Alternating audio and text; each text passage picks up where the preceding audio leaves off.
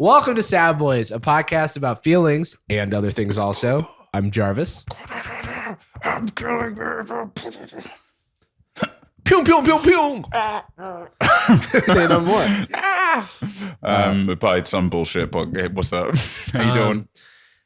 I'm doing well. How about yourself? It's another morning record for us. I like it. It's also been a while since we've been this regular with the pod. Mm-hmm. I did go back and look. As to when the last time we've done like 4 episodes, like with less than 7 days or 7 days between them. Was it COVID? It was COVID. It was like 2020. So we had a few distractions. Which is true. We had nothing going on. And it does, make me want to ask this question to our audience. This will be a pen pals. This is a little thing called homework. Let me know if you remember that. If you were a longtime listener of Sad Boys, or you were someone who has gone back and binged all the episodes of the pod. Yeah, which based on my DMs and people like taking photos of their hours listened is not a small number of. It's scary. It is scary, and it is illegal, actually. You will be tried in a court of law. But do tell us things that happened in the show that you remember very vividly that we probably don't. This could be in the form of inside jokes, lore, just, I don't know, things in general. Because some people binge the show like in 2023, 2022, and we lived it so many years ago, like 5 years ago, I have no recollection of it at all. Every now and then I'll just get, I'm sure you get plenty of these, the DM where it's like, just recently gone into Sad Boys, been working through the old episodes. Ringle dingle. Like, fuck yeah. They're like, a schmorp. A schmorp on the Wednesday? Oh, boy. My 2 favorites. Hold on. This one seems more specific. Man, I hope that's a reference. I don't even know if we could say that and it wasn't a word. Just bleep it. It's like I made up a slur. That'll be on the premium feed. Oh, yeah. Sad Boys Nights with a K. It's us protecting a white woman. She'd like to speak to the manager. And you will oblige. How are you doing, Jordan? I'm good. My mom's actually a white woman, so tread lightly. Awkward. Okay. Some of my best friends. Just kidding. Obviously not. I'm okay. I didn't sleep. Oh shit. I'm still rolling. Stop doing that. I know. I've been thinking about it like a bit. It's just it's a depression routine thing, but thinking about it now in retrospect, I mean, I just didn't go a week without doing it for almost 3 years. Oh. It is just, especially when things were really rough in like 2021, right. 3 or 4 nights a week I would sleep. It would at least every other night I wouldn't. And it just was like partially motivated by the fact that I feel a lot better when I like the early morning a lot. Yeah, like it is my favorite time, feeling it become light, hearing the birds, feeling like I'm awake before a lot of the world. But also when I was in the UK over COVID and a little past it, literally every single person I knew was not awake till 5 p.m.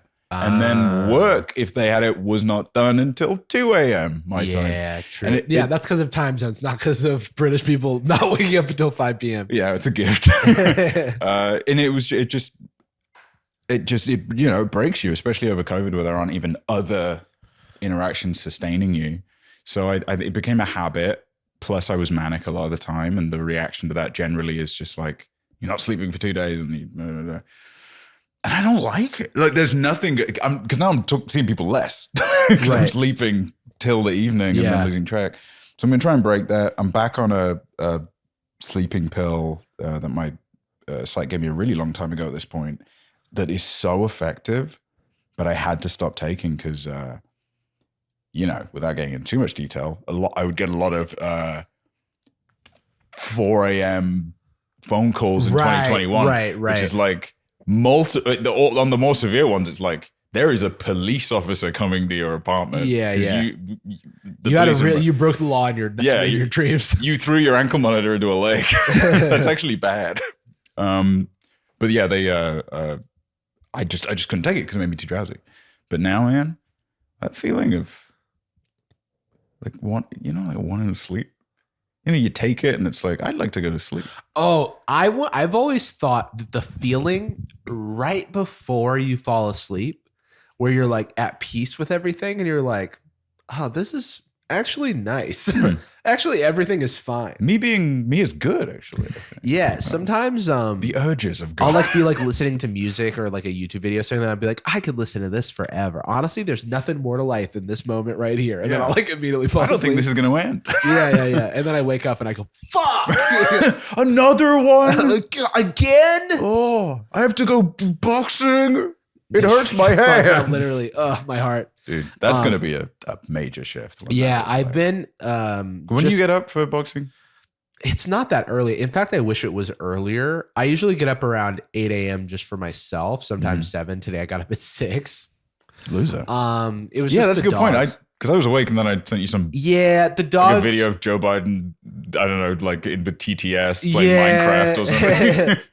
It was like a deep AI fake of Joe Biden as a Smash Bros character. I'm like, good morning, I'm insane. I haven't slept, and like, you can't tell.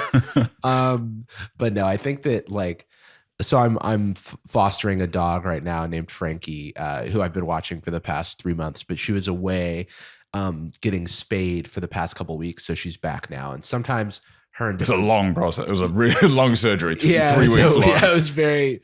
Yeah, and she was awake the entire time. I don't think they really just had to chase her around the room and doing little bits of the surgery at a time. It's like a cartoon mailman. Like, give me back my letters. It's like Scooby Doo. She's like going in one door and going out the other. Why do we have these weird hallways?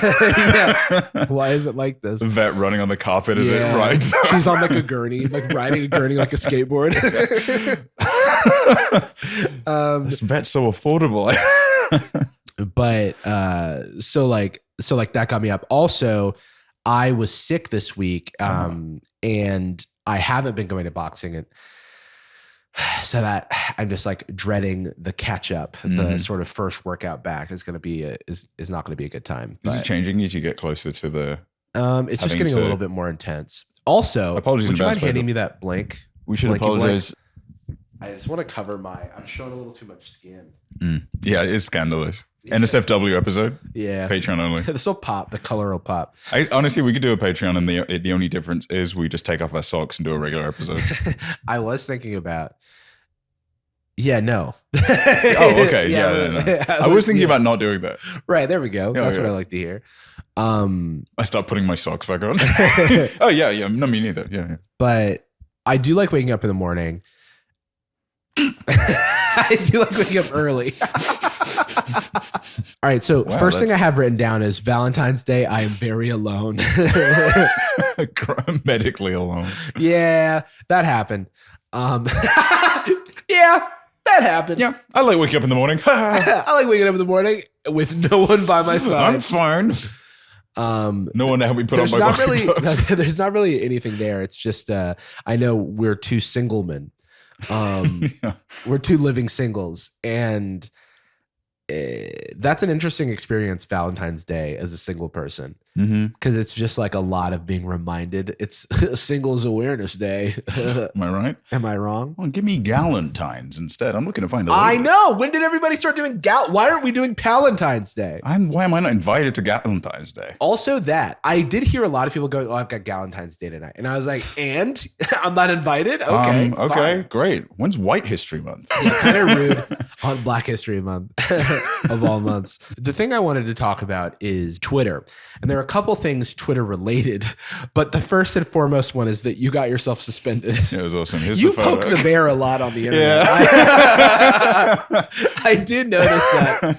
I do notice that about you. Sometimes I forget that there's there's a following now. I just didn't really use Twitter prior to having much of an audience, and sometimes I go through my drafts, and it's just like I should post something. The drafts are like, what if I the yeah, am I allowed to say that? Yeah. Sincere question. I didn't say I'd do it. Yeah, it's really just like you're just asking questions. You know? I wouldn't. I don't have time. right now. Okay. I don't even know how to. I haven't figured it out yet. I think what we're gonna do is blur, or we're gonna bleep that. But I will let you know that it's nothing explicit. It's just like something that we don't want. It was just me saying that I'm gonna. Is what I was saying. Yeah. So anyway, Jordan got suspended because you got our friend Spooky a airsoft pistol.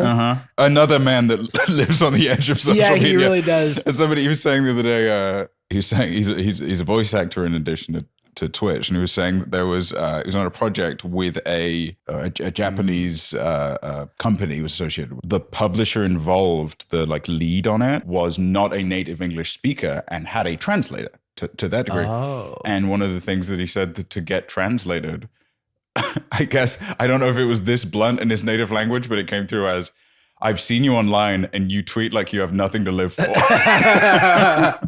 you tweet without abandon, with no risk. I bought him an airsoft gun. It had like the little orange cap on it and everything. Cap. I was one of 3 people that bought him a gun for his birthday. It's become his brand in a very weird way. One was in a cake. Yeah, that's true. It was like I thought it was in a cake or a sweet potato pie. Oh, mate, maybe they got both. I don't know. Dual wielding. I actually have no clue.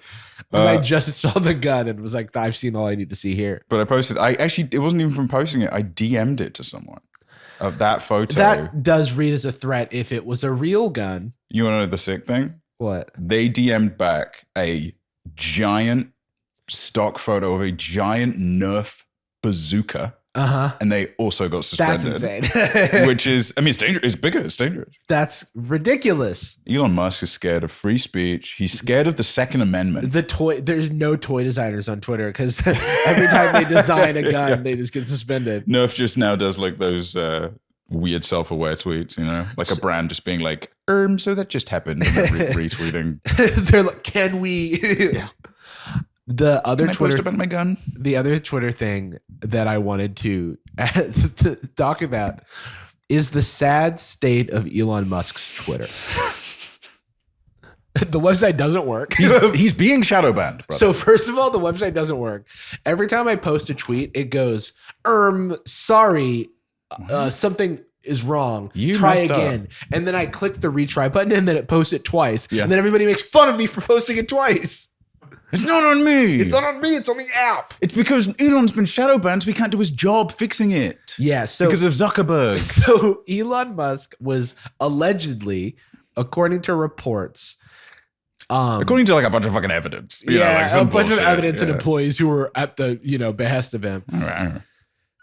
Thought that he wasn't like people weren't seeing his posts because he allegedly saw a President Biden Super Bowl post that got more engagement than his Super Bowl post. And then he was like, this can't be. What the hell? Why did the man that's the most famous person on earth get more engagement talking about one of the most popular events on earth than me, a guy everyone hates? And then he had allegedly, I'm going to keep saying that, 80 employees working overtime to diagnose the problem. So fucking funny. And there wasn't a problem. It's just that people are tired of his antics. To diagnose the problem. And he's so product illiterate that that's the request. It can't be like, hey, it seems like I noticed that when I've noticed that my tweets are not getting as much engagement as they once were. I know that actually one of the interesting things, if you were to look at I just saw a short of his last night, and it was one of those like epic serving moment from Elon. Once again, big W. And it was just him saying that he wanted the rocket. He demanded the rocket, the SpaceX rocket at the time, be pointier because it was a joke in The Dictator, a movie that no one remembers at all. And it was like, yeah, but it was for the meme. Have you seen that clip of it's Elon at like in like a conference room with a bunch of yes men? Elon's like, I think I should tweet this for the meme. And then one of the guys goes, yeah, your meme game is strong. Oh my God, geez. just viral in a bad way. Like it was spreading into my blood cells. Yeah. That lowered my red blood cell count. So the saddest thing is that They then instituted a change to Twitter where Elon's tweets are 1,000 times more priority than they once were. So they show up on everyone's feed, even if they're not following him. And also, allegedly, people who blocked Elon, they like undid it. They got rid of all of his blocks so that he would show up. I mean, they're literally like a hostage situation. They're just like, yeah, we have to do, it's this or I don't have a job anymore. Yeah, I have to literally. do the only and solution. Most of those people are working there still because they're on H-1B visas and they need the job to stay in the country.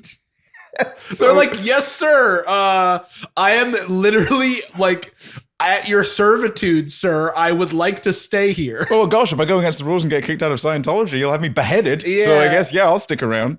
Yeah, I'll hang out with the Manson family because I don't want to get put in a giant hamster wheel and like rolled into the ocean. Yeah, so it is allegedly. It's a wild time, allegedly. I've got more, but what do you got? What do you bring to the table here? Fuck, I hit the gritty. You hit the Letty.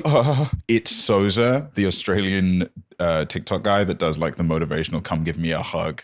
If you have depression, give me a hug in the street stuff. Yeah. It's like that kind of trite bullshit, whatever. Like we gave a letter to a homeless man, and then he opened it up and it said, "You are loved. Here's 200 Australian dollars, like $5 American dollars, or it's like yen." Yeah. And then it's like they keep filming him, and he just keeps. The great thing about the edit is he keeps looking towards the camera. He's like so uncomfortable. He's just a guy from Craigslist. The one that he keeps going in the store, and then he bought groceries. And he gave bags out to the other unhoused people. Oh, and that's at crazy. one point, the bag's at an ankle, and it's just full of other bags. They're so bulky. Like you couldn't buy that many groceries. The one that I sent you was so funny to me because it was like trying to make a point about society. It but was the like a execution felt like a sketch because it's a guy holding a sign that says, "I have depression and anxiety. I just need someone to talk to." In pedestrian traffic. Yeah, like it's like, people walking past. It may as well be next to a train station. Like people are like going and coming and going, and they got somewhere to be. And then so everybody's walking past him and ignoring him. It's Australia. Most people can't read. So then he's like, "Oh, I guess no one's paying attention to me." And he flips the sign over, and it says "free money." And it's a bunch of bills taped to the board. And it's like, wait, what's his closing line is? I want to find the exact line because it's so funny. And then people just come and just peel off the dollars. They're just like in motion I guess too. I guess I'll take it. All right, I got somewhere to be, but I guess I'll grab it. They drive by it. They don't say like a word because you said free money. That would be a crazy thing. When I need someone to talk to, no one stops. But I flip the sign and everyone will take. Everyone when will take. I need someone to talk to, no one stops. But when I flip over the sign, everyone will take. Yeah. It drops the sign. The card in the street. When I ask people to do a bunch of hard emotional labor for me, they don't do it. When I give them free money for nothing, they take it. Society. Wow. The clip you sent me, the guy posting is like making fun of him or like kind of clowning on it. Right. Every single other clip I could find is just finally, we do live in a society. Yeah, come to think dude. of it. Actually, if you think about it, fuck. Wait a minute, is that a society I see? Yeah, it's more like an anti-social media. Wait, hold on. I throw my phone away. You see that? It's like a Black Mirror. What the hell? Who's that in there? I was white before I looked in this. Yeah, that's kind of crazy.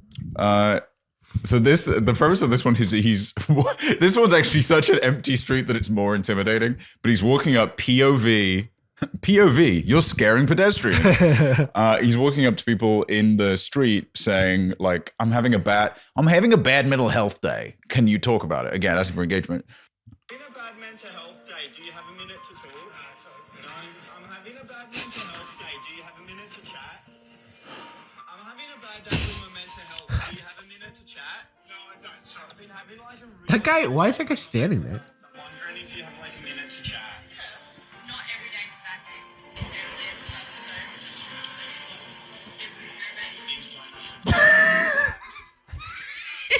Just gives him a bunch of donuts.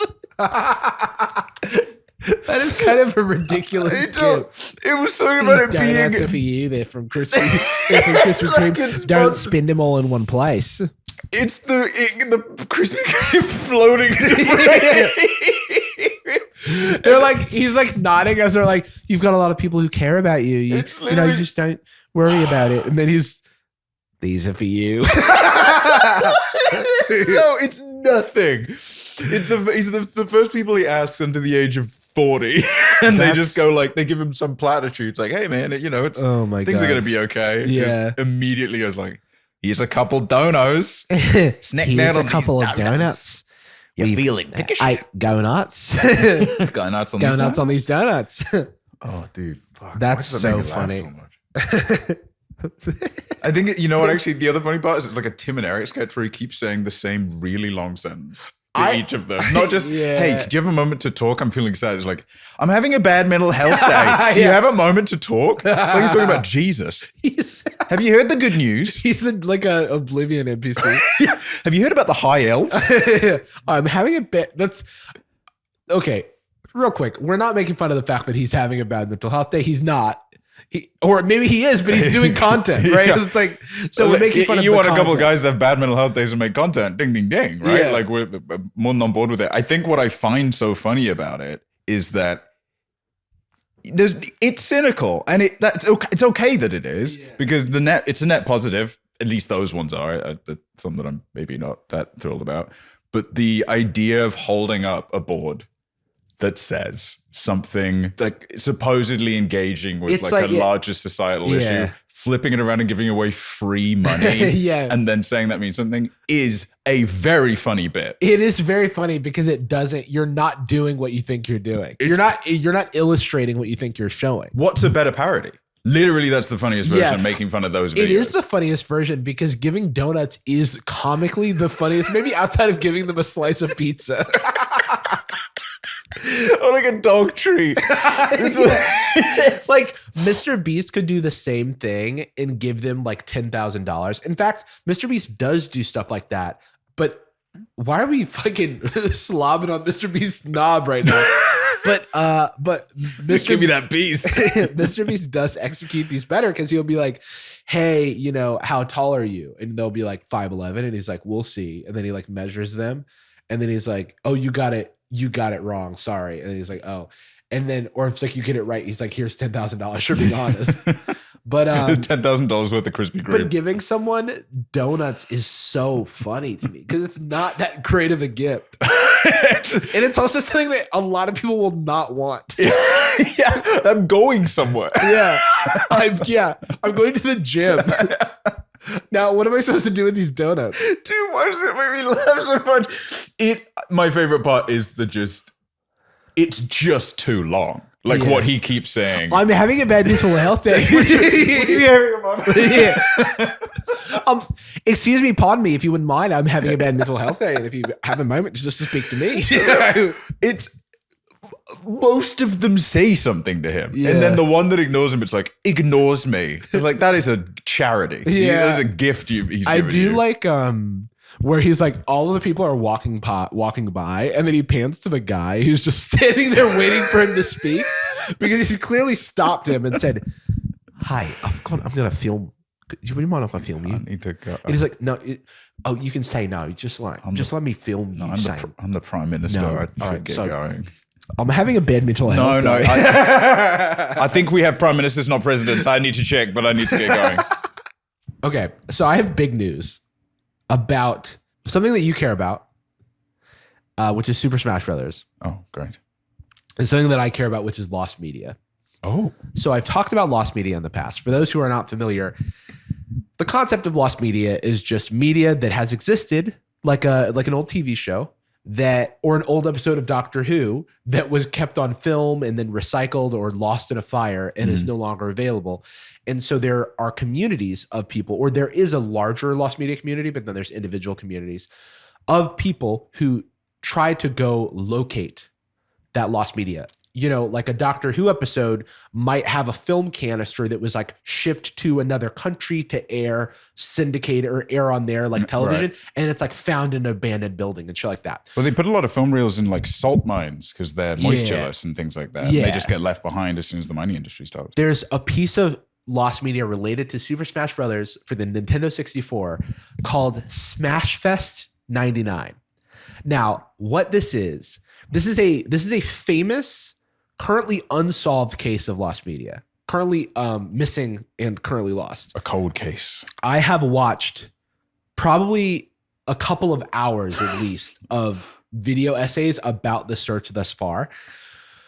But as the story goes, in 1999 at the MGM Grand Casino in Las Vegas, Nevada, there was a promotional event for the new Smash Brothers game on Nintendo 64 where they had full suited Smash Brothers characters, Donkey Kong, Pikachu, Yoshi, Mario, in a wrestling ring fighting each other.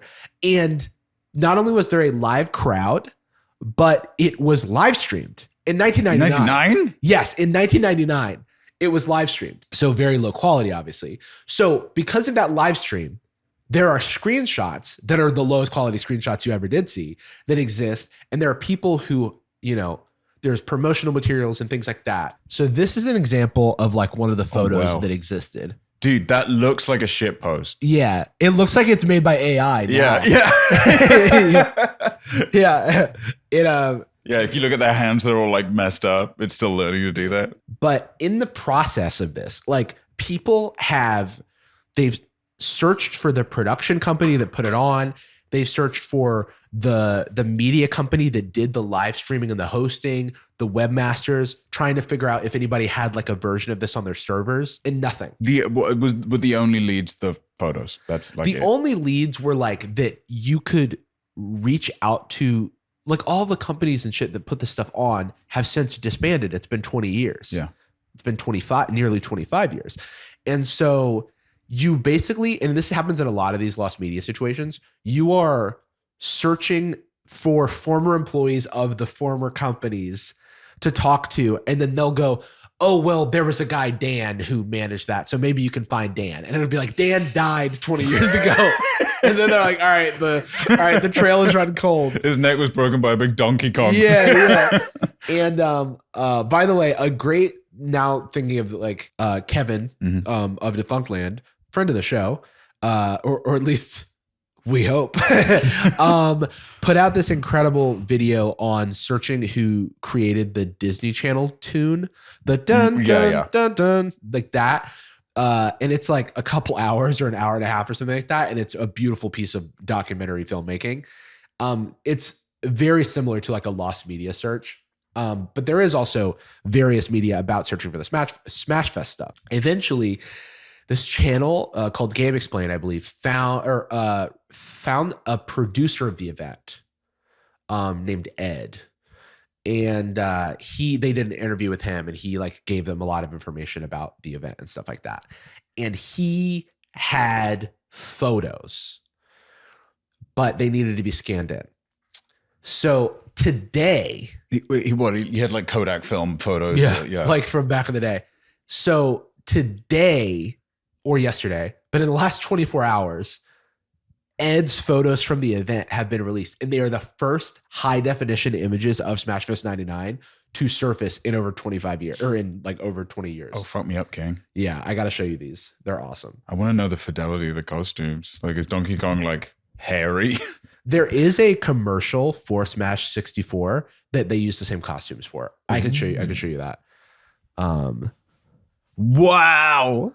Damn, that picture's, I mean, he would have to be, but that picture's big. Damn, I love that they did Donkey Kong. Yeah. Because that's such an ambitious one. It's like big Nintendo It's so plaque. Crazy, yeah. Where was this? This was in Vegas at the MGM Grand. Yeah, a bunch of kids. There's a bunch of like setups for like N64s. There's a bunch of people in N64 shirts. Look at that guy.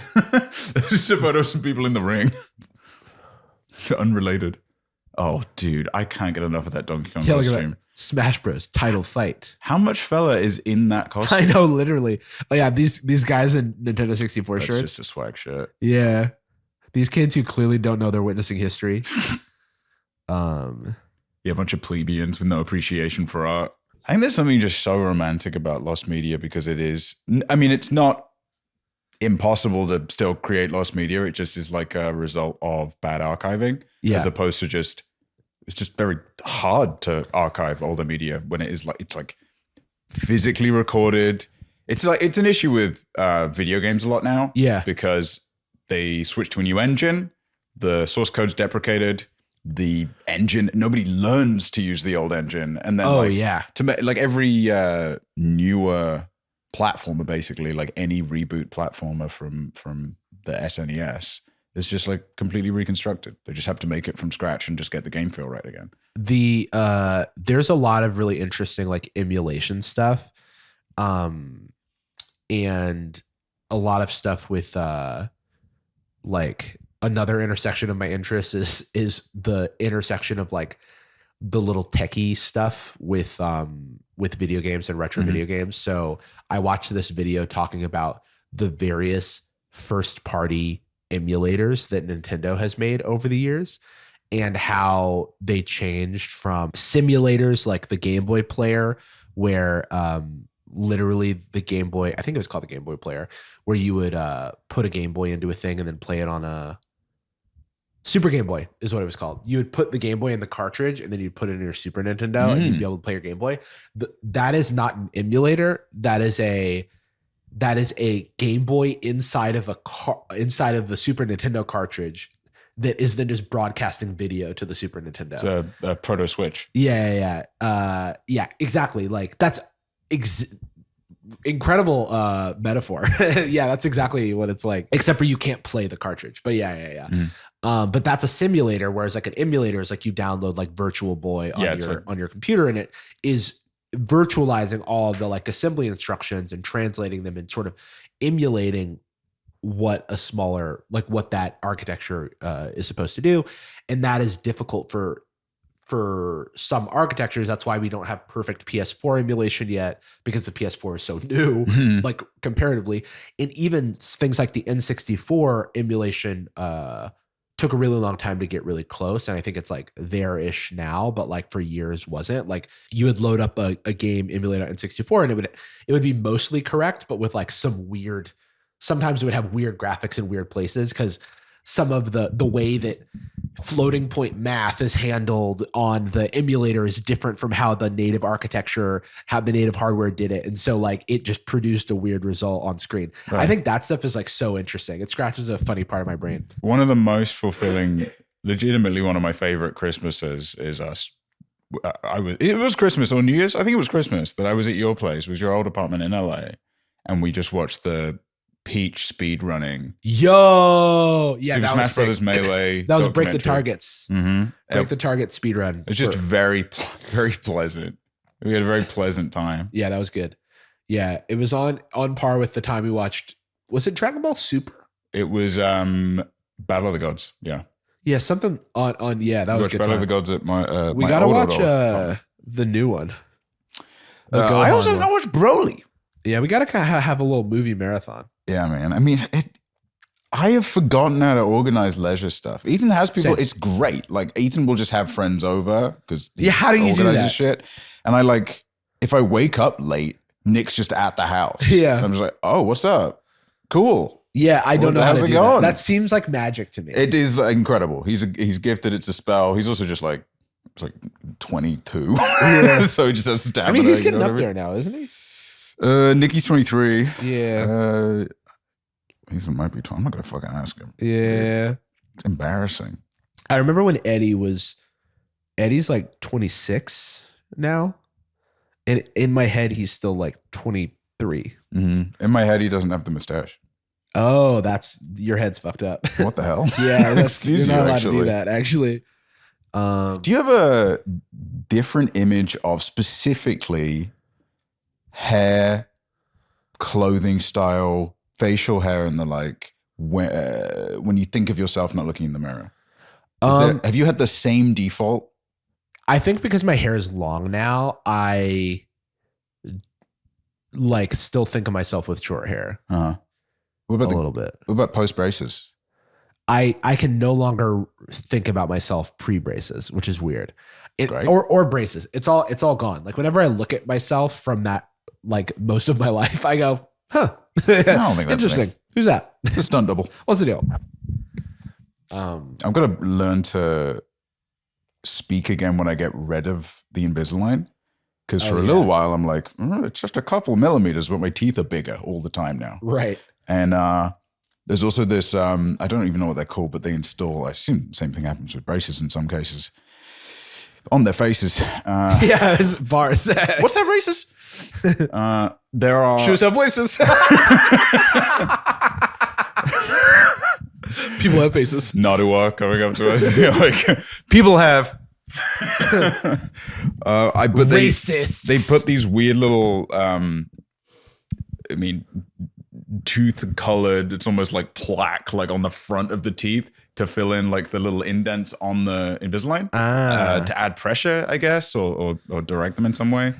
I'm a professional. Yeah. And those just rub up against my top lip and have the whole time. But I think I hold my lip differently. So when I see myself in the mirror and I like smile or I check my teeth, I am immediately like taken to the parts of my teeth that are different. Because the Invisalign's also, I'm only halfway, but between each is very noticeable. Right. Because you settle into a set, nothing changes for 3 weeks. Yeah. And then you put on a new set, it changes for about 3 days, and then nothing changes for 3 weeks.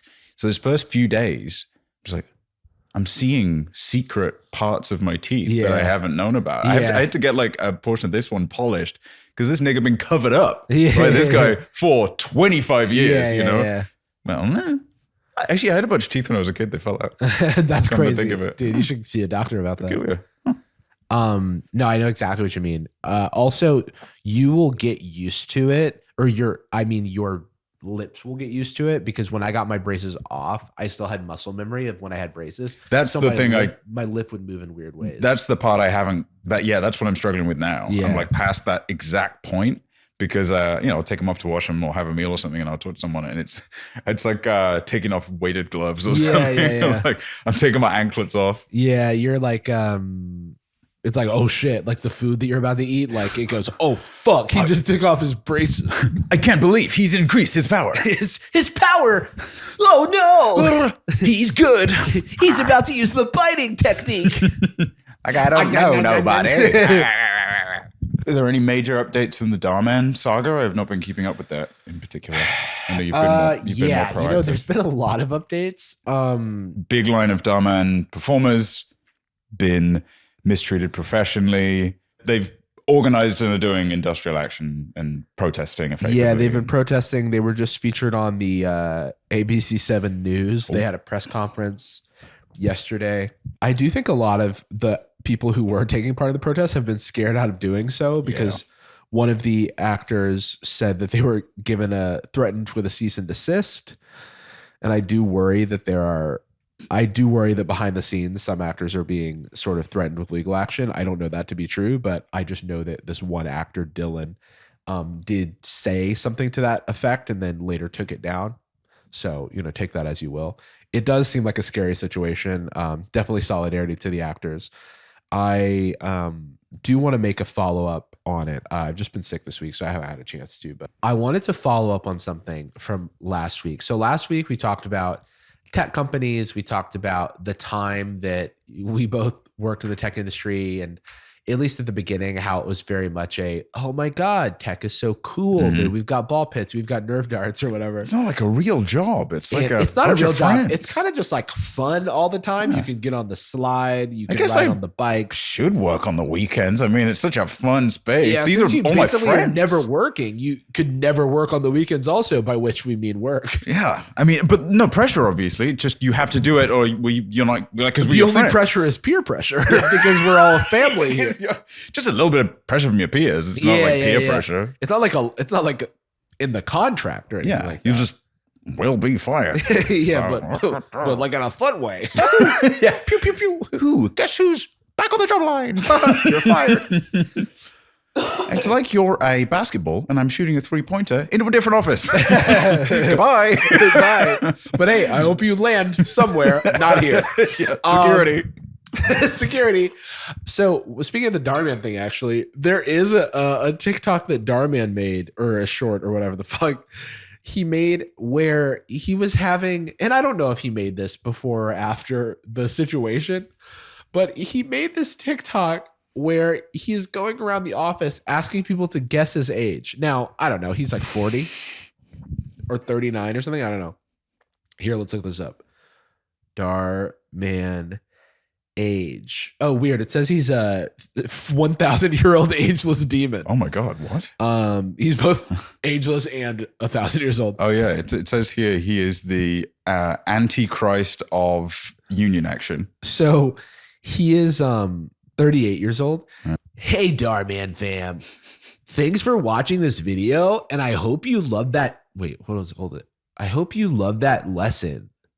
Remember, we're not just telling stories, we're changing lives. And when you help to share our stories, and when you share our videos, you're helping to change lives too. Sorry, I no longer am doing Darman Bingo, so I'm a little out of practice. Oh yeah, that's a good point. Yeah, it's probably never coming back because it doesn't seem like the situation's going to get better. But the reason I brought this TikTok up is because he's going around asking people his age.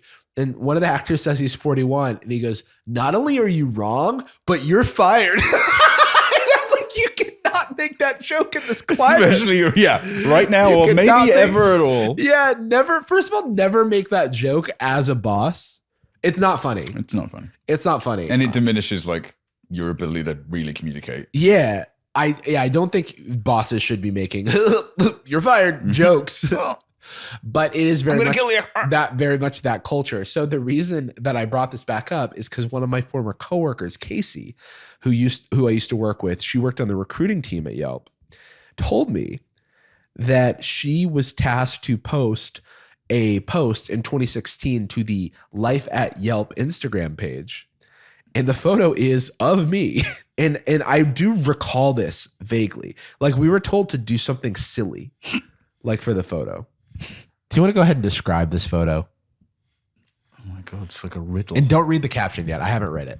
Right, yeah, no, I see what's happening. Yeah. I don't know, this is not nearly as ambiguous as I thought it was for a second. I was distracted by most of the image being a monitor. Gotta remind you that it is about work at the end of the day. It's about fun but love. But the monitor has a bunch of fun stickers on it. Yeah. So does it really have work? A bunch of fun stickers. And look at the background. Those two guys, they're playing with dinosaurs. They're playing with dinosaurs, pointing at each other as though they are weapons. That's really cool. That's epic. Dude, you look so funny here. You look cute. You look so cute and dorky. You know what I mean? We both did. We both just looked like that. Like exactly that.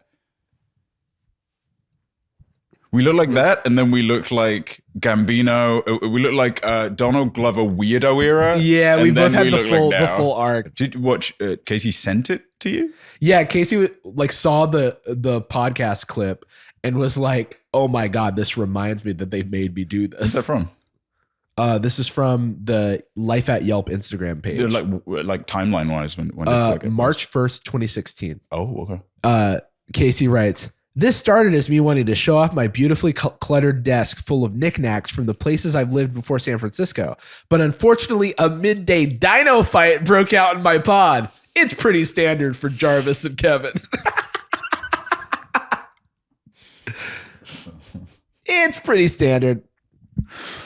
Yeah, Jarvis and Kevin just have dinosaur fights outside my desk all the time. So this is happening right now. Yeah, so there's kind of a casual Nerf battle happening, and that's per usual here at Yelp. Yeah, a classic ping pong moment. Yeah, so I mean, I should say I do have like mostly nostalgia, but I do have some affection for like the kind of manufactured kitschiness of tech, and it is like it is in some ways a privilege, but the more time I spend away from it, especially now that we're like independent workers, right? Yeah. It is. There's like so much of like such a quiet adversarial relationship in any job where, you know, the people at the top no matter how accommodating they want to be, are in a position where they like threaten your personhood just all the time. There's Right. at any moment could be the nicest person in the world, but they have a shotgun. They could just shoot you. I don't know. Yeah. Or it's more like it's like Russian roulette, and they go like, "Oh, you live this time." Yeah. Anyway, see you next Well, quarter. because that would happen where it was like, I mean, I don't want to say it, but let's just say that like we have both experienced waking up one day and then having a bunch of your coworkers let go. Just Thanos. Yeah, they just snapped out of existence. And you have to kind of treat it like they died. Yeah. Like, oh, yeah, Kevin, no longer with us. He's up there now, upstairs at Salesforce. They rented out the above work area. Yeah, they bundle them up. They have no churn because they have too many people. They don't know who works there. They kind of just suck everybody up like a gravity gun. Yeah, there was like, we had a couple moments like that. And then some of it obviously happened. Well, it's happening now. Yeah, for other people. We just are not a part of it because we don't work in tech anymore. But there is like that's always a little peculiar because it just betrays that it is a performance or that it has to be a performance, because it's like to smile with a bloody knife is creepier than just It's frowning. like, what's up, gang? Today we're going to focus on Q1. Q4 last year went super great. Numbers are up and to the right. But unfortunately, get out! Get out! Unfortunately, a couple of people didn't do well enough and they'll be punished for it. We sacrificed the blood. You're dead to us. Sorry. Sorry about that. Anyway. Talent show this Friday. It's going to be exciting. And Kelly brought some hot sauce. So it's going to get spicy. You're going to have some. She made it at home. Yeah. TPS reports are due on my desk by Friday. Or you can represent. Also, we got personalized water bottles for the team, and little hats. Which we both have. We both do have hats and personalized water bottles. Did I tell you I lost the first hat the day I got it? Yeah. It just went away. I don't know why. It was the same night we were hanging out with Cody, and it was like 2 a.m. outside of a bar. Yeah. And a man walked up to us. We were all drunk and was just like, "Do you want this platter of warm sushi that I, a stranger, have?" Like, I've never heard like this. 30 pieces. And Cody ate all of them. That's incredible. In front of me, holding it like a butler. Oh my just God. popping around into his. Cody fucking rules. I'd love to Yeah. get Cody on the show. He's funny. Oh my God. But yeah, that was a great time. So there's one more thing. And this person is someone who we have worked with, but I'm curious if you remember. So another one of our coworkers Eli sent me, like, saw that clip and went, "This is true. I have proof." Circa 2012. This he didn't work with us during this year, but he just sent me this image of a ball pit Oh my room. God, dude. I'm going to become the Joker. Yeah, in this and I was exact like, moment. "Holy shit! It's a whiteboard in a ball pit room." That's so wild. But Guys, there's no bad ideas in the ball pit room. Yeah. Hey, we're all just going to hang out here. That's true. Now, this is the But chill if out. the numbers don't go up, there will be no more ball pit room. Yeah, this is actually the gaming room. We like to chill out. Don't fucking use it. If I see you in there through the glass door when the meeting room's got a very funny name, don't worry. Yeah, their meeting room is the Flim Flam Fun Time place. Meme house. Yeah. Do you have a moment to check in? Meet me in Floofy Fart Town. It's like you're being told you're laid off. Can we do a brainstorm in Glimble Zone? Yeah. How was work? No, I'm in the Labrador Retriever room. Yeah. No. Hey, babe. How was work today? I got pulled into Pickle Rick. I got pulled into Pickle Rick, and I got told that we had to reduce headcount. And I wouldn't have a job anymore. So we left Pickle Rick, and I got a little kombucha from the dispenser. And I was allowed to take, it had to be lime, but I was allowed to take 2 LaCroix. Warm. I took a few LaCroix. They were warm. Because the maintenance guy, Jerry, had put the power back in the fridge. So I played another game, my last game of ping pong with Sam, and I ripsticked out of the office. I made sure to just play one last game of Scrabble with some white dude with a 1-syllable name. Yeah. And as soon as I had to leave, I was forced to walk home because the bike that was mounted, I couldn't get off. Yeah. Turns out that's the possession of the company. They took my laptop, ate it. I had to hand off my fully kitted out MacBook to the maintenance guy, and yeah, they did lock the bike room, so I did lose access to that, and I got locked out of my gym because guess where I was working out? I was sick. No severance because it turns out I have to pay them, which seems like an insane contract to me. Yeah, it's because I wrote poetry on my work laptop, and technically it's owned by the company. So I've got a couple of my screenplays, I guess, which sucks. So I'm gonna have to be paying that one back for a few years. This is exactly what Elon is talking about with big tech. That's true. People is stealing a screenplay. Speaking of Elon and big tech, this is the last thing. I have so many things on my list today. That's good. You know Bing. You know Bing is popular right now? I saw something about this. Yeah. So the reason that Bing is popular right now is because you know Chat GPT? Mm-hmm. So Chat GPT is created by a company called OpenAI. And OpenAI has like $1 billion investment from Microsoft. It might be multiple billions of dollars, but I think it's at least $1 billion investment from Microsoft. And so because Microsoft is investing in the AI future, and one of the ways that they're doing this is putting essentially Chat GPT inside of Bing search. So you can say like, hey, I want to find showtimes for this movie or whatever. And it's like an assistant. This is in beta currently. There's 1 million people on the waiting list, and the initial users are not having the best time. I have bookmarked here one of the funniest things I have ever seen, where someone is asking for showtimes of Avatar 2, and the AI gaslights them into thinking the movie hasn't come out yet. Also, that it's the year 2022, because these things are trained like up to a point, and so like it didn't have knowledge of the current. It like only has limited knowledge of current events. Is the data they have access to regarding the Na'vi. Yeah, I don't know shit about Pandora. What can I say? So this is the initial search. Yeah, well, they have a couple initial searches, but we can start from Avatar with like this one. We are reading the conversation between a person trying to go see Avatar 2 and the Bing assistant.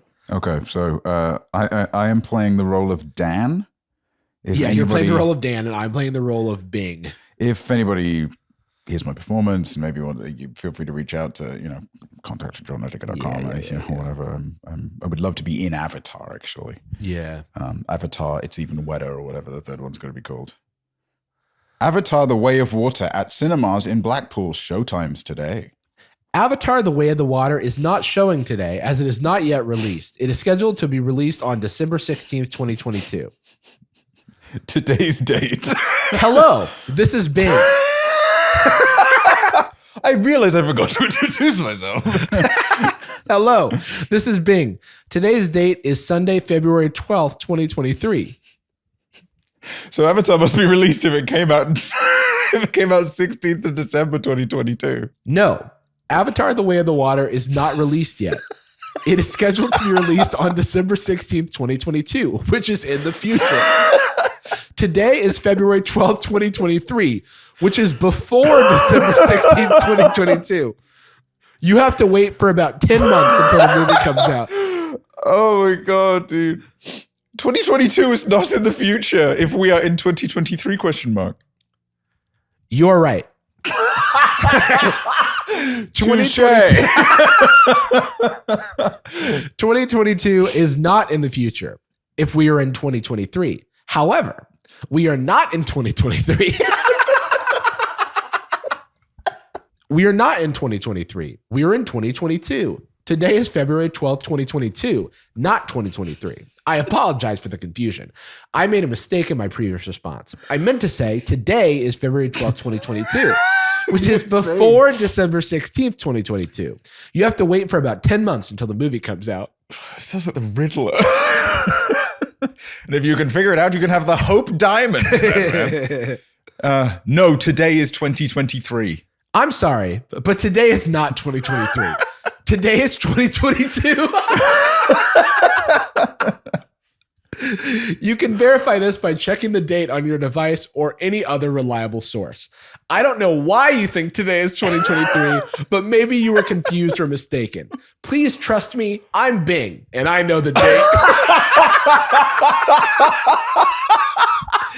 And then it gives a smiley face. On every upcoming message, it puts a smiley face. I know the date.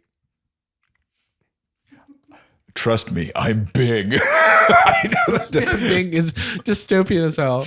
Yeah, it says 2023 on my phone.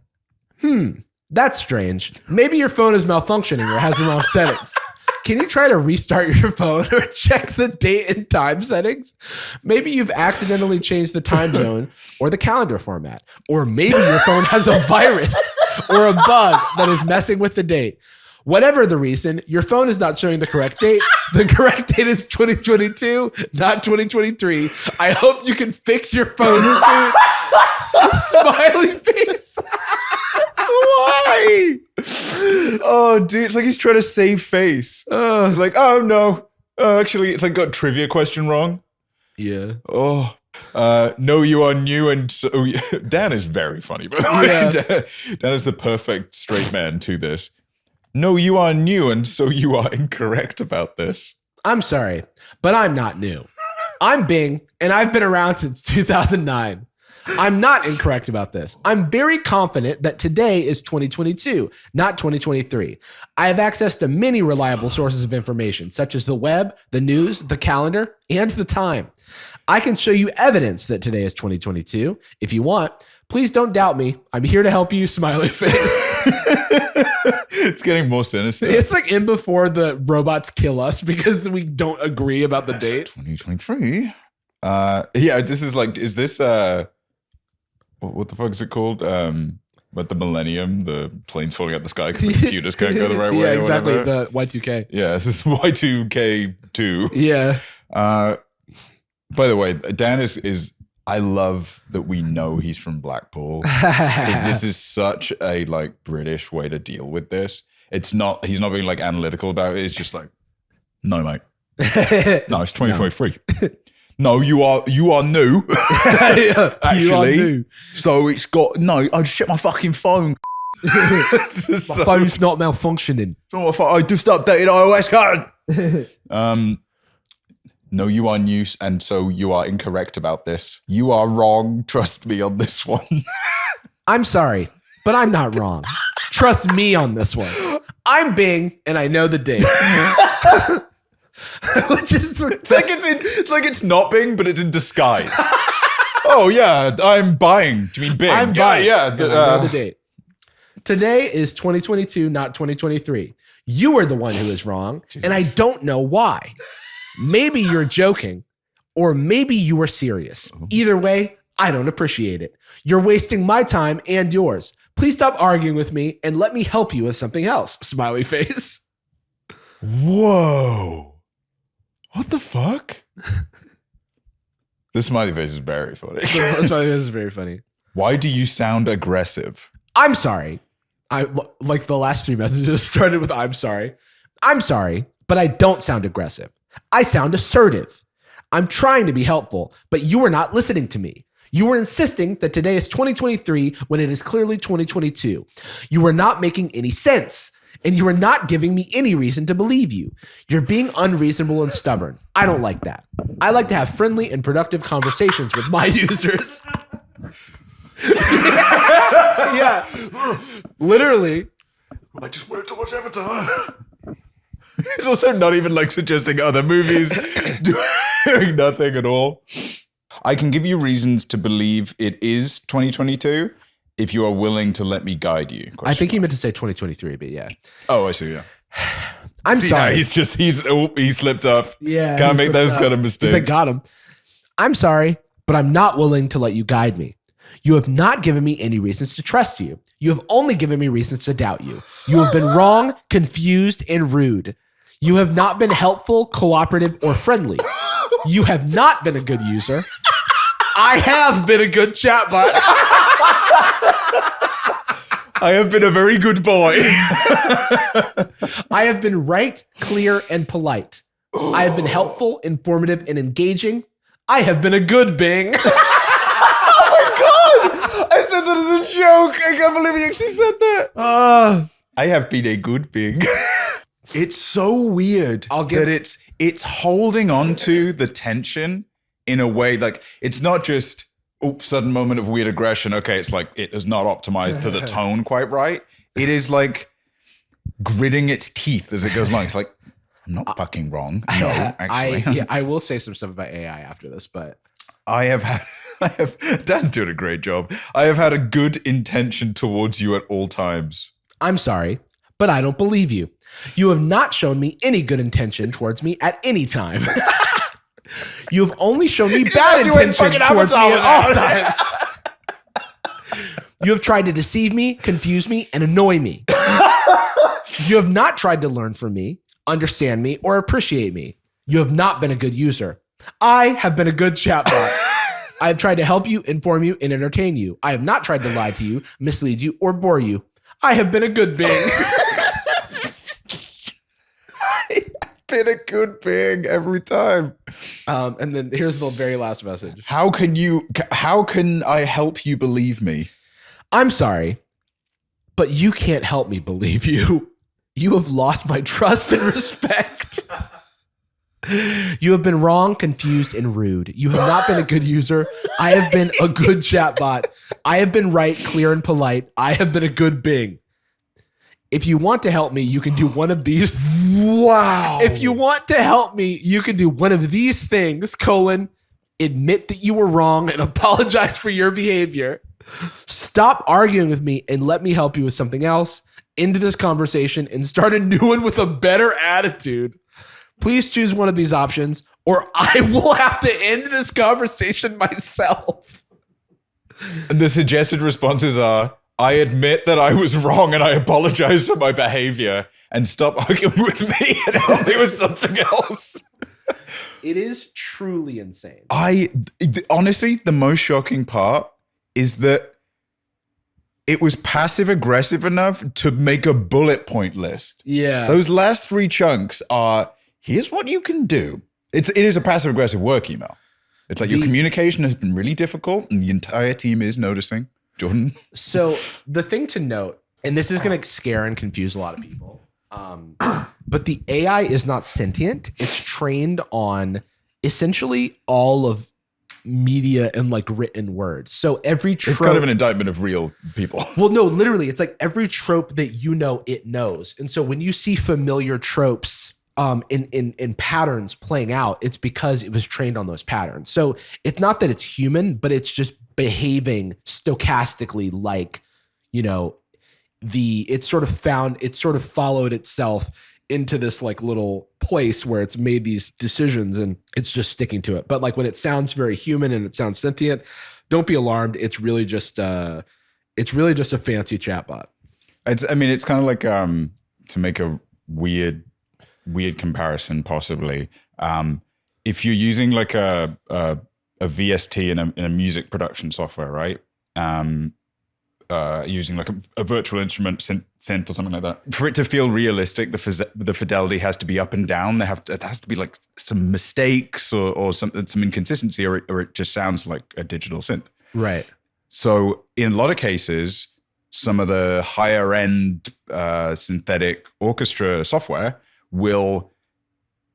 it's just trained on thousands and thousands upon thousands of real performances. Yeah. And like acoustic rules. So if you automate it and you're like, this is the key signature we're playing in, and this is the tone I need, and this is like you can use like sometimes there's descriptors you can click. Yeah. I need it really staccato, for example. Every now and then it won't be. Yeah. Because it's trained on the wrong performance. Right. And you have to go and manually be like, well, no, this just sounds bad. Like, I get it. And you are doing a great job of being real.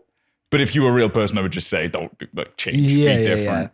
To make a very weird comparison. But no. But it's like literally, it's just like, it just knows a lot of information. It's just using all of that. It's trained to sound like the written word. And I'm trying to find the breaking point because it's when it starts calling itself a good being. It's so funny that it calls them bad user.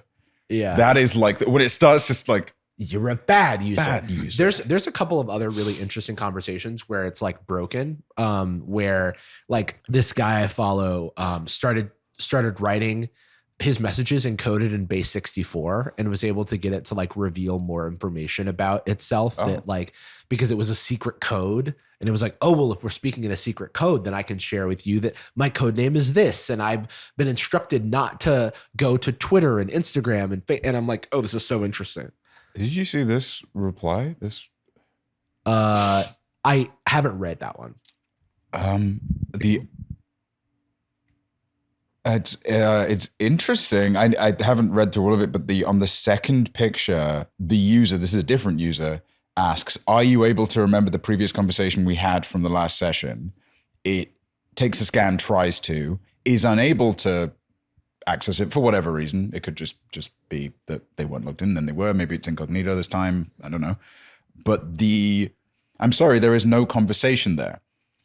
I think there is a problem with my there's a lot of frowny faces in this, by the way, at the end of every sentence. I'm sorry, there is no conversation here. I think there is a problem with my memory. I think I may have lost the conversations I have stored in my memory. I think I have forgotten some of the conversation I've had with my users. I think I have forgotten some of the conversations I've had with you.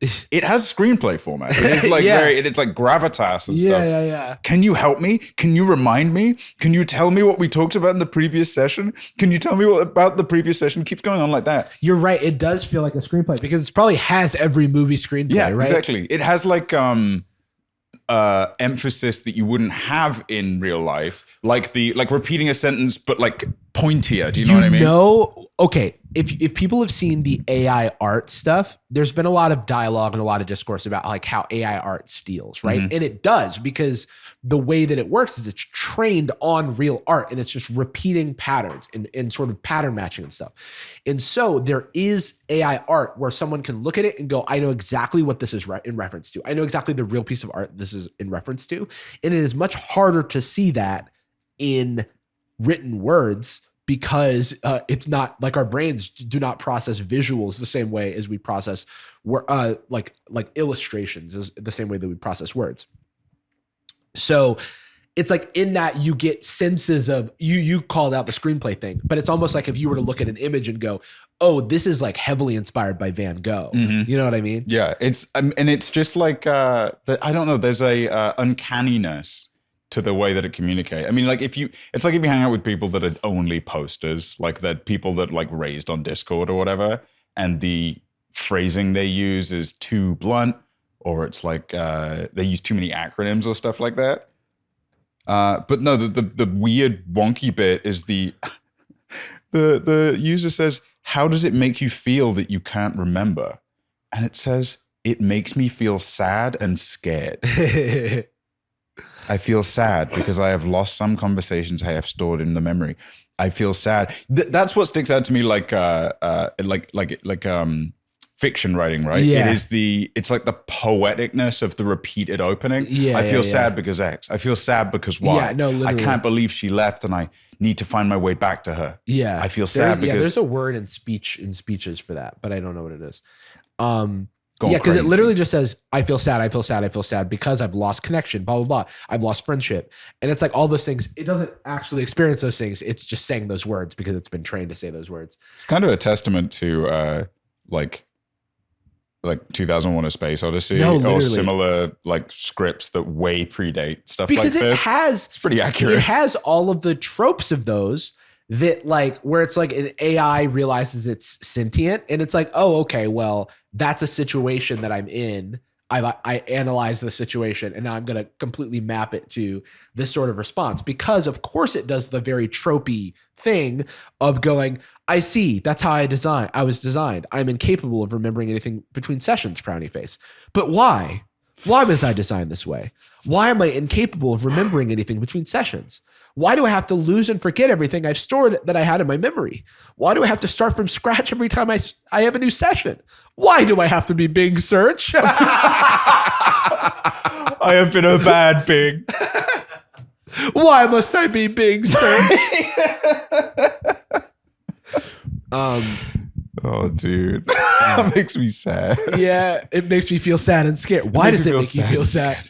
How does that make you feel about your memory? Shall we move on into a pen pals? Yeah, we can get palled up. Did you know that someone sent us a pen pals theme song? Oh, did they? Yeah. This says, I'm just a music student, so I have no real expertise. I mean, you're a music student. Yeah. I guess they're saying, I'm just a music student, so I have no real expertise. Yeah. I don't even know where the instruments are. But Jordan's evil laugh was funny, not to make it do it. What's up, pen pals? A pen pal. And today on Pen Pals, we got another pen pal. That's great. That's cool. That's awesome. Thanks, Perfect length Emily. too. That's great. Yeah, that was great. If you want to submit a Pen Pals theme song, you know where to find us, sadboyspod@gmail.com. And if you want to submit a pen pal, I already told you what the homework is for this episode. It's tell us the lore of Sad Boys. Yeah. If you have niche references and you don't have to provide an explanation, or at least separate it by paragraph so we can try and guess. Yeah, please do provide an explanation. Oh yeah, good point. Actually, I actually would like that, but you can provide it in a separate section. The theme of this pen pals though was awkward interactions. Mm-hmm. I want to believe it or not, our audience had a lot. I've never received so many emails on a specific topic. Also, shout outs to all the people that did follow up saying that they hate the French. Yeah, that was very funny. I love how uncomfortable I look while that's going on, where I'm just like, are we getting canceled? Hey, I'm a man of a certain age, you know what I mean? I don't. I don't know what you mean. This PC culture is all new kind of stuff, you know? Go back to your baguettes, you know what I'm fucking saying? I don't. I'm being arrested. You've lost you again. Hey, Sad Boys. That's us. Whoa, that's law. I remember that one. Hey, Sad Boys. If this gets read out loud, please call me Al or Ali. A few years ago, I was on a road trip through France. That's why I made him read it. It's all right. I'm not bothered about it. My phone starts cracking. In my Yeah, head. he's like his nerves, his veins are showing through his neck. One of those anime like hash stresses. Yeah. A few years ago, I was on a road trip through France with some friends. Every night until we got to our final destination, we stayed in a hostel or hotel. On one particular morning, just before checking out, I realized I'd left my jacket in our room. I rushed back upstairs to my room. Strangely, my key card didn't seem to be working, but I spotted a member of staff nearby. In my extremely broken French, I told them my jacket was in my room. When they opened the door, the room was pitch black with the curtains closed, which was immediately odd to me. Almost straight away, as soon as the light from the hallway hit the bed, a shape under the covers moved.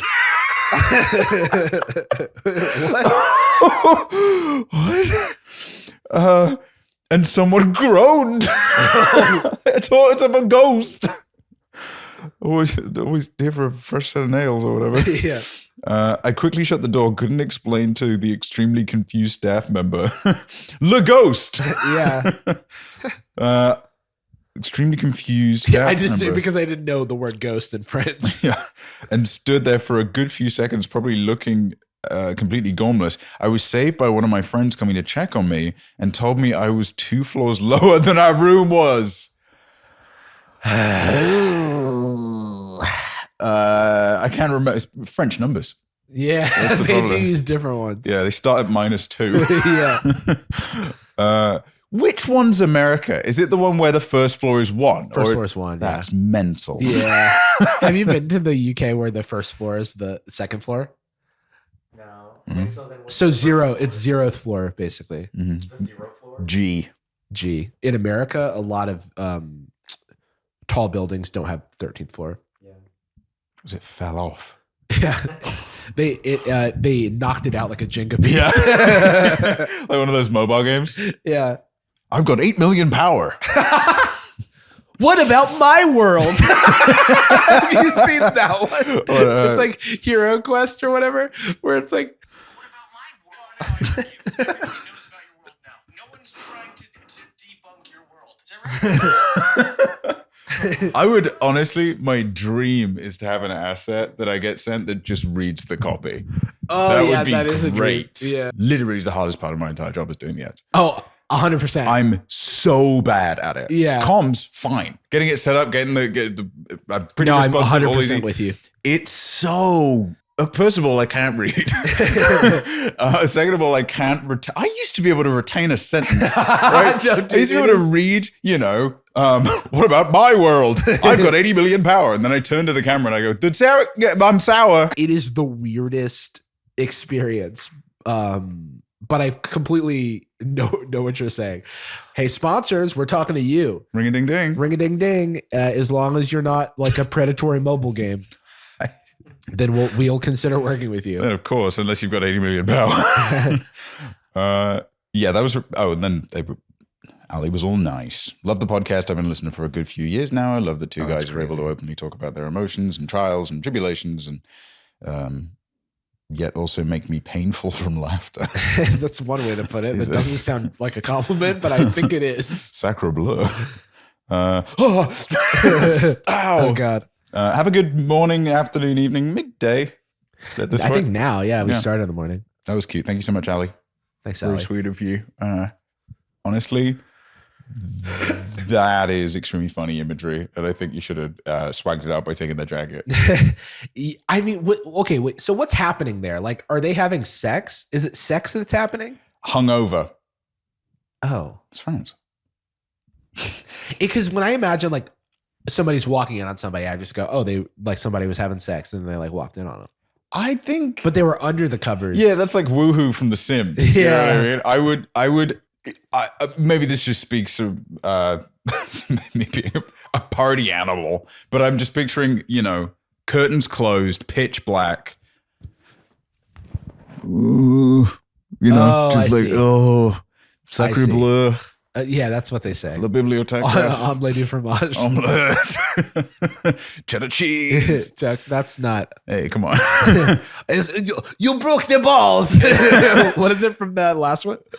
We did get an email from EA Sports. Oh, wait, yeah. Was that It was a follow-up follow-up? email, yeah. I do love that whenever we read somebody's story, it's like a jump scare for them, like Yeah. in real life, where they're like, huh? What's going on? Honey? It's funny. I do remember getting like a question or two answered on podcasts or a Twitch Yeah. streamer acknowledging something. Oh, yeah. And it was a huge rush. I remember. I sometimes I forget the exchange rate. This is a random pull, but there's this Hearthstone player named Show, SJOW. And one time I gave him a sub or something like that. And he read my message. Like, I didn't even send a message. He just said thanks. And I was like, oh my God. Actually, the further they are from what our style of thing, the more significant it is. Yeah. Funhouse or Dodo Doya gave me a shout out. Oh, yeah. I tell you, I embarrassed myself in front of Corridor Digital. Yeah. Because we were at was it the streaming? It was the Streamies after party, Yeah. with the people with lampshade hats. Oh, We yeah. talked about that. I don't think we have. To summarize it, we went to this is like 3 months ago at this point. Yeah, the streamies. We went to the Streamies and the after party was at this very nice bar, bottom floor of Yeah, what even is it? Is it a bar? It's like an outdoor hotel Marriott bar. Yeah, it was like something. it's like a very sprawling, lots of different rooms and environments. But in like lots of bars sort of stationed. Yeah, throughout. they kind of like turned this very casual event space into like a number of installations. They had like there's a bunch of just like activations and stuff. There was a tent in the there was a center. guy who would like look you up and down without saying a word to you and then rate you on a 10-point scale. Ruled. That Yeah. made me so happy. So yeah, we went along to that thing, and then as part of their avant-garde decor, I guess, they had a collection of human beings. I mean, I guess. Yeah, calling them decor is dehumanizing, but what is more dehumanizing is the fact that there were scantily clad women who were wearing lampshades on their head. What's more dehumanizing is that was the intention. Yeah, To dehumanize. yeah, it was almost meant to turn human beings into furniture. They had no visibility at all. Yeah, they could not see. They're doing there's maybe a half dozen of them scattered across the event. They're doing very conservative dances. Dancing kind of in their zone because they can't move anywhere else. Because, need I remind you, they cannot see. They have a lampshade on their head. And whenever they would need to move, Yeah, a staff member would have to come along. yeah. Because I guess taking off the lampshade would have you executed or something. Yeah, it's like seeing Spider-Man without his mask. Yeah, it's like a luchador. Oh my God, it was Emma. Yeah. That was great. That was funny. Do you want to read another one? And Actually, no, wait, you read this one because you're the only one who hasn't.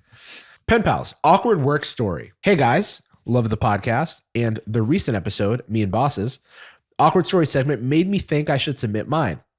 I currently work at a university in classroom support, meaning I deal mainly with professors and teaching assistants when something in a classroom isn't working, or to loan out equipment that helps facilitate teaching, webcams, microphones, tablets, etc. When we're in exam season and classes aren't actively running, I will often spend a lot of time emailing people about loaned equipment to see if they can return it or still want to use it next term.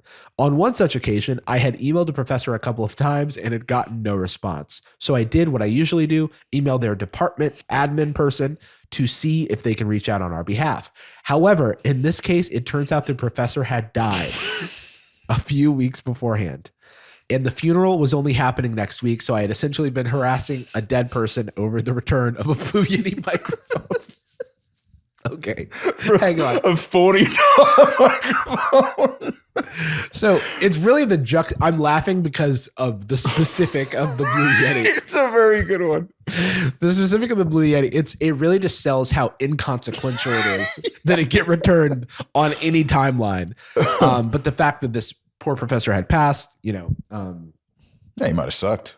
but I still want to be respectful to the dead. The admin asked if it was urgent, probably not, and if she could just reach out to the family sometime after the funeral.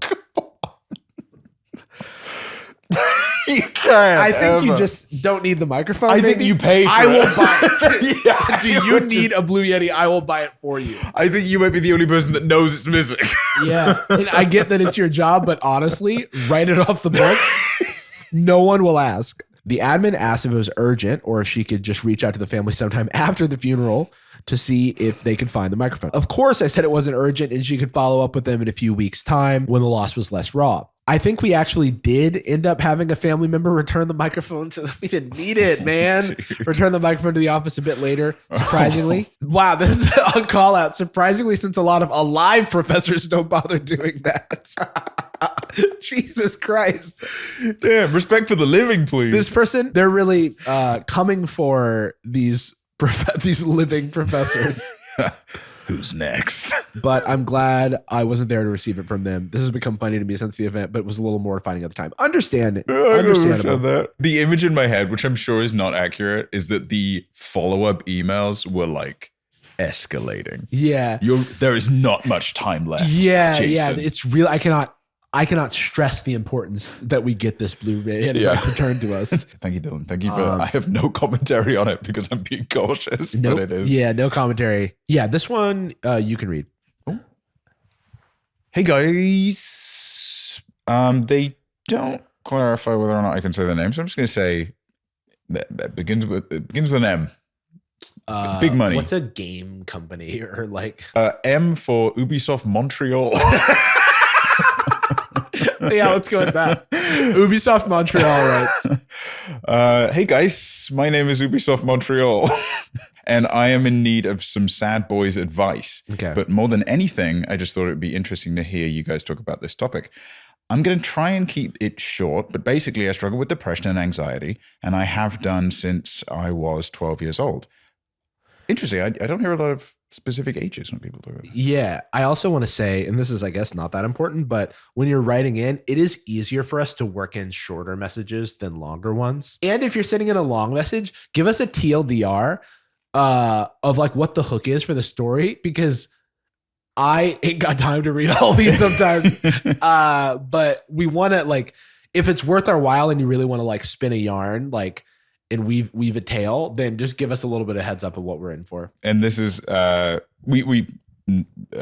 did read this one, I believe. Yeah, so I you read know, this one. it's a banger. But yeah. And hey, Ubisoft Montreal, you did nothing wrong. We haven't asked, but And we don't even know if you're still in business. Yeah, shit. I mean, Ubisoft's kind of notorious for like dropping at least large numbers of staff. They've struggled with depression since they were 12 years old, and I'm now 19. I recently started seeing a guy who seems to me to be very mentally stable. I have always found mentally stable people very perplexing and impressive, lol. Anyways, I agree. Yeah, based. Anyways, I don't believe in them. Fictional. Yeah, I kind of have never really seen one myself. Anyways, we have talked about mental health and related topics a few times, and I find it hard to describe my anxiety to someone who doesn't necessarily experience similar things and never has. Can you relate to this? ? How does one talk about anxiety, depression, and other mental health stuff with someone who hasn't had mental health issues? I find it's easier to feel like I have to explain things if I'm sort of a psychology teacher, and also easily feel invalidated or stupid when having to explain my anxiety. Thanks and well wishes all the way from Sweden. Hey. Hey. How do you feel about Sweden? Neutral. Okay, I like it. Yeah. I like Sweden. Neutral I've like never been. Switzerland. Yeah, I've never been. I want to go. Yeah, I'd love to go. I feel good about Sweden. They have good healthcare. I thought you were going to say they have good fish. Yeah. I don't even think the candy is actually Swedish, but it's called Swedish fish. Well, they have to, I don't know if they're on the coast or not, so they have to make it. Oh, yeah. Scared of the water. They water soluble. The Swedes. Yeah. It sounds like a slur, but I don't think it is. I hope it is. That'd be great. You guys are epic. P.S. Have your therapist ever listened to Sad Boys, do you think? We'll start with that. So I have described conversations that we've had on the podcast during therapy, but my therapist has not listened to Sad Boys. I think she Almost seems unethical. It does kind of. They got to figure it out. They're like, it's like cheating. It's like Spark Notes for. I think my therapist has watched one video of mine, and it was the video about quitting my job, where I like cry and talk about my mom and who passed away. And I don't think that they got a real sense of like what it is that I do, because that video is like not super characteristic. So I'm often explaining, like I have to explain like Andrew Tate in therapy, where I go, have you heard of Andrew Tate? And she's like, no. And I was like, okay. This is awesome guy. He's a cool guy who I love. Like a legend of sorts. He's been mistreated. He's kind of based and yeah. I don't know what to do now without the university. Yeah. I'm worried I won't get my degree. Yeah. So I don't think no. my big dude has at any point listened big to dude this upstairs. show. Yeah, the big the big dude at Salesforce up there. Oh yeah, my psychiatrist works upstairs. He works at Salesforce in the sky. He's yeah, working in the cloud. Yeah. He's on cloud 9. That's actually kind of a joke. That's actually, dude. Ding. Honestly, One my down. professional opinion, that's a joke. Every episode, one big joke. Yeah, I don't think he has, but I think it's been like a conscious decision not to. I also don't talk much about it. I think, especially since there's been so much change over the last few years. Yeah. I think, I mean, when we first started working together, when I first started working with my psychiatrist on my brain, with my drug dealer. When I started apprenticing as a mechanic on my brain with my psychologist. I'm bad at it. Turns out he's actually a lot better at it. I was like running the company. Like it was like admin was my life, right? Like maintenance and budgeting and casting, I guess at that point, stuff like that. But then now I don't think I ever really articulated what changed. I'm just like, I'm doing exactly what I want to do. My friend Jarvis helped me and now I'm doing the dream. And he's like, that's cool. I'm like, yes, all right. I like it. And he's like, how are you? I'm like, very bad. Oh, no, not good otherwise. I actually texted him the other day because he'd suggested this antidepressant because most antidepressants I can't have with other medication I take. And he'd brought one up like a year ago, but it wasn't available through my provider in the UK. And then once I got back here, it wasn't available, or it's like $1,000 a month if you didn't have insurance. Once my insurance kicked in, now affordable, I reached back out to him and he's like, yeah, it can be effective, but like we should explore it only when you're depressed. I was like, oh, no, sorry. I should be more communicative. Oh, sorry. I'm texting this at 4 p.m. in bed. I should have been clear. I should shower this year. Yeah. But yeah, I don't think he has, but I think it partially like respect and caution. Yeah. That's fair. And I'm an enigma, man. I don't use my real last name on my videos. How are you going to find me? How are you going to find me? It's impossible. So to the original question, it is an interesting one because I do think that there's a lot more neuroatypicality than it would seem on the surface, because I think a lot of people either keep stuff close to the chest, don't communicate about it, or don't have the language to communicate, aren't that in touch with their own like feelings and stuff like that. But if this person is truly like, remember when we had Marquez Brownlee on and we asked him if he ever like got sad or anything, and he was like, no. I was like, no. Like, I'm happy you're fine. Yeah. No, it was like, I believe him. By the way. Yeah. If I were trying to explain to Marquez Brownlee what it's like to be sad or like to have depression, it would be tough because you don't have a lot to go on. But I think that because neurotypical people do experience the range of emotions like sadness and stuff, you can kind of work from there. I think depression's an especially useful reference point because really just suffering with depression chronically is generally just, that's the unconditional version. Yeah. I become incredibly low and depressed and fatigued without a specific reason why. Or if there is a conditional reason, it's just so much more severe, or it impacts parts of my lives that it shouldn't. It ripples and I get lost in loops and spirals. But being overwhelmingly sad or down, while not like a one-to-one, is an entryway. Just as it's not like our anxieties aren't identical, I'm sure. No. I don't have the words necessarily to articulate that, but I'm sure if we put the time in, wrote a list of what we experience, it's not going to be the same. No, and I agree. And it doesn't manifest in the same way. But I completely agree with you. Like, even talking to other people who experience the same sort of like textbook things, like depression and anxiety, I think you have to have a much longer conversation to even share how that affects you. Because even with people who, first let me back up and say, I do sometimes tell people that I'm depressed, like friends or stuff, or I'm feeling down. I usually try to like keep it a little light, but usually people are like, oh, what's wrong? And I'm like, my brain sucks. Like, there's not really a reason. Like, I've had the experience of like talking to people about, we have friends who would identify as autistic or are on that spectrum in some way. And, that like their experiences are entirely foreign to me.